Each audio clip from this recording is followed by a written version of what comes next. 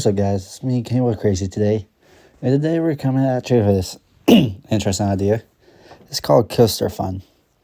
Where I got a series of things, 20 things to be exact, all lined up in a wheel. We're going to spin this wheel and see which one we get, and I'll tell you the coaster.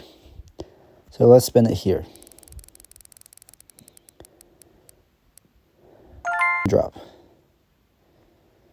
So this coaster that has the most terrifying drop will be, I'll say, Wildcat's Revenge at Hershey Park. And I say that because going up the chain lift is slow, then it's slowly ascent to being faster and faster.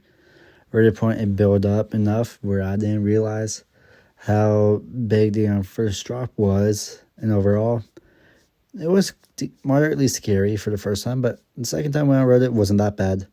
So that's why I say the drop is probably the most scariest part about it. Other than that, I got nothing much left to say about it.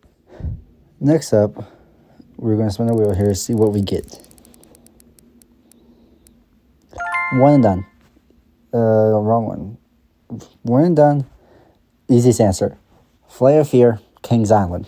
That coaster was terrible to start off with, and I'll tell you why. No explanation needed at all for this ride whatsoever. Alright, next up on our list is most classic. And I'll say this coaster would be the most classic one. It'd be one of the oldest coasters I've rode. Racer at Kennywood. The thing is with the Racer at Kennywood, it's just an iconic ride at this park. You just can't go there and just not see it, and some of your first timers may have to ride it for yourself. Personal opinion, the Racer is one of the most iconic rides there, and it's such a classic ride ever to ride. Other than that, I got nothing much left to say about it. Next up, best surprise. The best surprise I'd say is, there's a good bit to choose from, but I'll probably say for Bolton at Busch Gardens Williamsburg. There's a lot of things you can say about that ride, and it's definitely a big surprise if you haven't rode it already. The reason why I said this is because if you rode it, you know exactly what I'm talking about. If you don't know, the surprise is a surprise, and the surprise will not be spoiled. So if you know, you know. If not, no big deal.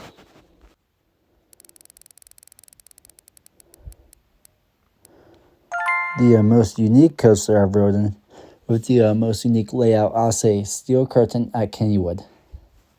The ride layout there is just a unique, one of a kind. You just don't expect what you get onto it when you ride it. You have no clue what it's going to be. Alright, next up. The most underrated roller coaster I've ridden. A lot of people may not agree with this, but I certainly do. I say the most underrated coaster I've ridden was Fahrenheit. You see, the thing is with Fahrenheit, it's such an elite coaster overall, and I just don't think a lot of people don't recognize it, and it doesn't get the recognition it deserves. Alright, next one up here is the scariest moment. So the scariest moment, I say, is riding Steel Curtain for the first time. Once again, Steel Curtain. I don't know, but just riding Steel Curtain for the first time, it just amazes me how scary it was riding it for the first time. I wasn't expecting anything much about it. I mean, Kraken at SeaWorld Orlando was the same thing. Going to it, I was kind of mortified of both of those. Even though I was a roller coaster enthusiast at the time riding both of them. I mean, it just caught me off guard. That's it. I mean, I got nothing much left to say about it. It just caught me off guard. Other than that, that's it. Alright, next up. You guys are with the most fun, Family's Revenge at Kennywood. The reason why I said this is because it definitely caught me off guard the first time around it. It's the whole reason why I became a roller coaster enthusiast. Yes, I barely had a fear of anything, but this coaster just made me realize how fun coasters are to ride. Alright, next up here is the most airtime I've ever gotten on a coaster. Once again, I'll go with Family's Revenge at Kennywood. Once again, with Phoenix Revenge. It's just overall a fun time. The second half completely caught me off guard with all the airtime and all that. That's the reason why I love it. Alright, next up, the longest wait for the shortest thrill. If you guys know me, Exterminator, or did I go Wild Mouse Idlewild? Is your Exterminator not Cedar Point, Kennywood, or Wild Mouse Idlewild? I'll say Exterminator, like Kennywood. And I'll say this because the theme is no longer there, and I waited a whole hour plus just to ride it. It was terrible, especially on a hot sunny day. That's the reason why I didn't like it. Alright, next up is the best seat choice I made. Definitely riding front row on Fahrenheit. The reason why is because it just felt amazing riding there with my friend, and we both had a blast on it. That's why it was the best seat ever. Alright, next one is hidden detail I noticed about a coaster. I really haven't noticed a lot of hidden details, but definitely I would say it's kind of hard. But probably riding the bat at Kings Island. I picked this one because I believe it was a bat where if you were able to ride it, you could probably have seen a foot holder for the Silent Beast at Kings Island. Our next one is the funniest moment. Riding front row on Candemonium in Hershey Park. Riding front row at Candemonium was funny because me and my dad and my uncle all rode it. Me and my dad were just having a blast, and then my uncle was fighting for his life. Coming back into the station, we didn't realize how the picture was going to look. And then we get to the pictures, and we just see my uncle's face. He was just mortified of the coaster. So that's why it's one of the funniest moments I ever rode on a coaster. Love you, Uncle. All right, next one is the worst possible seat choice. Riding in the middle of the train for the Beast at Kings Island. The reason why I said this is because, one, it hurt. Two, I was just squishing there, so I couldn't feel the real ride experience. And it was just overall a bad ride experience, even though it was a pretty good coaster overall. Alright, next one is the most overrated coaster I've been on. Flight of Fear.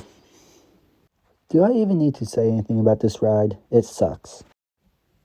Alright, next one is the final 5 we have left. The most intense. On Kraken SeaWorld Orlando. Riding this coaster before riding Steel Curtain made me realize how somewhat scary some coasters can be. And Kraken was just very rough overall. So therefore, that's why I kind of put it right here. I forget what it is, so I'm not going to say it because I could be wrong. But it just overall, it really was somewhat of a bad ride experience, even though I kind of enjoyed it. Other than that, I got nothing much left to say about it. Alright, next one is the most Instagrammable one. There's a good bit, I say. Definitely the one you can probably Instagram the best I rode in.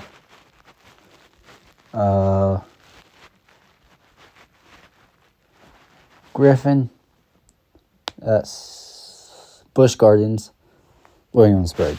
It's the most Instagrammable one because you just get hung at the top of the hill, right up at the very top in the middle there. And you just don't expect what you expect out of it. Alright, final 3 left. Let's see which one we get. What ride again immediately? Diamondback, Kings Island. I would instantly ride this coaster again because I only rode it once so far. Yeah, it was one of my better experiences on a coaster, even though I was sick that day. And my head was just kind of pounding all day. But Diamondback was such a fun coaster to ride. Orion's still better in my opinion. But Diamondback overall wasn't a bad experience, I say. Alright, down to our final 2. My biggest letdown of a coaster.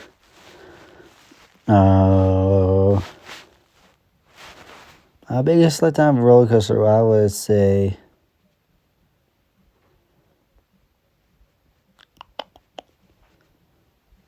Adventure Express, Kings Island.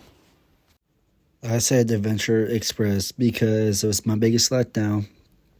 Since we're in line for it, we got there for in line. It shut down because there's a thunderstorm rolling through, or it's heavy rain. It was one of those two, but the rain was quite bad. But the park stayed open at Kings Island, which I'm happy it did. But Adventure Express wasn't the best ride there. I'd say it's just the fact that overall, I really wasn't expecting it. It was very rough.